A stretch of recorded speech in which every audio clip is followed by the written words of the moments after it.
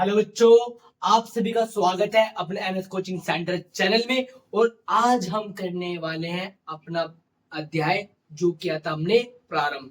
बेटा कौन सा अध्याय प्रारंभ किया था? 9th क्लास का, यूरोप में समाजवाद तथा रूसी क्रांति। आपको पता है बेटा यूरोप के अंदर क्या है बेटा, समाजवाद की क्या आई थी, विचारधारा आई थी। बेटा एक लहर यूरोप में उठी थी, उस लहर का असर क्या है बेटा, सभी पे दिखा। बेटा क्या? फ्रांसीसी क्रांति। बेटा फ्रांसीसी क्रांति के द्वारा जब फ्रांस गणतंत्र बना, फ्रांस के अंदर राजशाही धराशायी हुई, तो बेटा और देशों के अंदर भी क्या आ गया बेटा, जुनून आ गया, ये कर सकता है तो हम क्यों नहीं। और एक के बाद क्या है बेटा, तानाशाही, जारशाही, राजशाही, सबका क्या होने लगा, विनाश प्रारंभ हो गया। चलिए बेटा पीडीएफ के थ्रू क्या है बेटा, चैप्टर का करते हैं, प्रारंभ करते हैं। फ्रांसीसी क्रांति ने समाज में परिवर्तन की संभावनाओं के द्वार खोल दिए। इन्हीं संभावनाओं को मूर्त रूप देने में तीन अलग अलग विचारधाराओं का विकास हुआ। बेटा फ्रांसीसी क्रांति ने क्या है बेटा, बहुत सारी संभावनाओं को जन्म दिया। और इन संभावनाओं को पूरा करने के लिए क्या बेटा, तीन विचारधारा आई। बेटा यूरोप के अंदर कितनी विचारधारा आई? तीन विचारधारा आई। इन विचारधारा मानने वाले लोगों को क्या है बेटा, पर्टिकुलर नाम से जाना गया। उदारवादी लिबरलिज्म, रूढ़िवादी कंजर्वेटिव, परिवर्तनवादी रैडिकल। इंग्लिश में क्या कहते हैं बेटा, परिवर्तनवादी को रैडिकल कहते हैं, कंजर्वेटिव लिबरलिज्म। चलिए बेटा एक एक पॉइंट के ऊपर बात करते हैं। बेटा आपको पता है फ्रांसीसी क्रांति कब हुई थी? 14 जुलाई 1789। बेटा कहाँ हुई थी? फ्रांस में हुई थी बेटा, पेरिस में हुई थी। कहाँ हुई थी? फ्रांस में, पेरिस में। चलिए बेटा आगे चलते हैं। उदारवादी, उदारवादी एक विचारधारा है जिसमें सभी धर्मों को बराबर का सम्मान और जगह मिले। वह व्यक्ति के मात्र के अधिकारों की रक्षा के बारे में बात करते हैं। बेटा जो उदारवादी लोग हैं, लिबरलिज्म वाले लोग हैं, ये क्या बेटा, सभी धर्मों के सम्मान की क्या करते हैं, बात करते हैं। और ये व्यक्ति के अधिकार के क्या है बेटा, पक्षधर है। बेटा भाड़ में जाए जनता, हमें मतलब नहीं है एक भी व्यक्ति का क्या है बेटा, अधिकारों का उल्लंघन ना हो। बेटा देश के आधार पर क्या है बेटा, व्यक्ति के अधिकारों की, व्यक्ति की स्वतंत्रता के साथ हनन नहीं किया जाएगा। ये किसका मानना है बेटा? उदारवादियों का मानना है। चलिए बेटा नेक्स्ट पॉइंट पे चलते हैं। उदारवादियों के मुख्य विचार, अनियंत्रित सत्ता के विरोधी। बेटा ये बेलगाम सत्ता के क्या थे बेटा, विरोधी थे। बेटा जैसे राजतंत्र होता है, राजतंत्र में क्या होता है बेटा, राजा के ऊपर कोई किसी प्रकार का नियंत्रण नहीं होता, वो बेलगाम होता है। बेटा वो इस चीज का क्या करते थे बेटा, विरोध करते थे कि भैया शक्ति का क्या नहीं होना चाहिए, दुरुपयोग नहीं होना चाहिए। सभी धर्मों का आदर एवं सम्मान करते, चाहे कोई सा भी धर्म हो, सभी धर्मों का क्या कर जाएगा बेटा, आदर और सम्मान करा जाएगा। और ये बेटा क्या थे, मतदान के प्रति क्या थे बेटा, सहमत थे। किंतु इनका मानना ये था कि वोट देने का अधिकार सिर्फ और सिर्फ किसके पास होना चाहिए, जिनके पास क्या है, संपत्ति है। संपत्ति विहीन लोगों को मत देने का अधिकार नहीं होना चाहिए, और ना ही महिलाओं को। ये सोच किसी बेटा, लिबरलिज्म वालों की थॉट थे। ठीक है बेटा, चलिए बेटा नेक्स्ट पे चलते हैं। रूढ़िवादी। बेटा रूढ़िवादी कौन थे बेटा? जो बेटा समाज के अंदर क्या है बेटा, परिवर्तन नहीं चाहते। जो समाज के अंदर क्या है बेटा, परिवर्तन नहीं चाहते, जैसा चल रहा है वैसा चलने दो।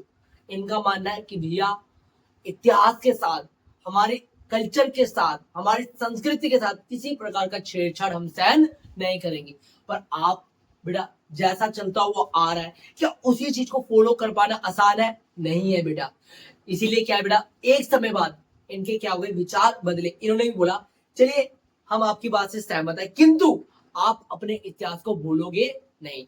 बेटा परिवर्तन करो, किंतु एकदम ज्यादा परिवर्तन मत कर देना, और इतिहास का सम्मान करते रहना। ये बेटा किसने कहा बेटा? रूढ़िवादी लोगों ने कहा। रूढ़िवादी क्या थे बेटा? रैडिकल वाले को भी क्या करते, विरोध करते थे, और उदारवादी को भी क्या करते, विरोध करते थे। बेटा जो रूढ़िवादी विचारधारा के लोग थे, ये परिवर्तनवादी और उदारवादी के क्या थे, कट्टर विरोधी थे। क्या थे बेटा? कट्टर विरोधी थे। चलिए बेटा रूढ़िवादी, उदारवादी और परिवर्तन के विरोधी थे। अतीत का सम्मान, ये क्या कहते भैया, अतीत का सम्मान करना है, जो हमारी संस्कृति है, कल्चर है, इसका क्या करना है, सम्मान करना है। बदलाव की प्रक्रिया धीमी हो। बेटा बदलाव हो पर ज्यादा बदलाव ना हो। जो विकास, बदलाव की गति हो वो धीमी गति हो, ज्यादा तेज वाली गति ना हो। चलिए बेटा परिवर्तनवादी ऐसे विचारधारा जो क्रांतिकारी रूप से सामाजिक और राजनीतिक परिवर्तन चाहते थे। बेटा जो समाज के अंदर क्या है बेटा, राजनीतिक, सामाजिक, सांस्कृतिक परिवर्तन चाहते हैं, जो कुरीतियां है उनका विरोध करते हैं और कहते हैं कि इन कुरीतियों को उखाड़ फेंकना चाहिए। ये बेटा विशेष अधिकार का क्या करते थे, विरोध करते थे कि भैया मनुष्य को अपने कर्म के आधार पे क्या मिलना चाहिए बेटा, दर्जा मिलना चाहिए, जन्म के आधार पे नहीं। ये क्या करते बेटा, विशेष अधिकार का क्या करते, विरोध कर देते। चलिए बेटा, बहुमत आधारित सरकार के पक्षधर थे ये परिवर्तनवादी लोग। क्या कहते थे भैया, सरकार ऐसी बननी चाहिए जिसमें जनता की क्या हो बेटा, सहमति हो। ज्यादा जिसमें जनता की सहमति है वो उसी की सरकार बननी चाहिए। बहुमत आधारित सरकार के क्या थे बेटा, पक्षधर थे। बड़े जमींदारों और संपन्न उद्योगपतियों को प्राप्त विशेष अधिकार का विरोध करते थे। मैंने आपको पहले बता दिया बेटा, ये कर्म पे बल दे देते, जन्म पे बल नहीं दे देते। ठीक है बेटा, संपत्ति का विरोध नहीं। बेटा ये मानते थे भैया संपत्ति होनी चाहिए पर सारी संपत्ति एक के हाथ में नहीं होनी चाहिए। बेटा संपत्ति का विकेंद्रीकरण होना चाहिए। क्या होना चाहिए, संपत्ति का विकेंद्रीकरण। संपत्ति का केंद्रीकरण होना चाहिए। मतलब केंद्रीकरण का मतलब क्या बेटा, सारी संपत्ति एक व्यक्ति के हाथ में नहीं होनी चाहिए। समाज के अंदर सभी व्यक्तियों के पास क्या होनी चाहिए, संपत्ति होनी चाहिए।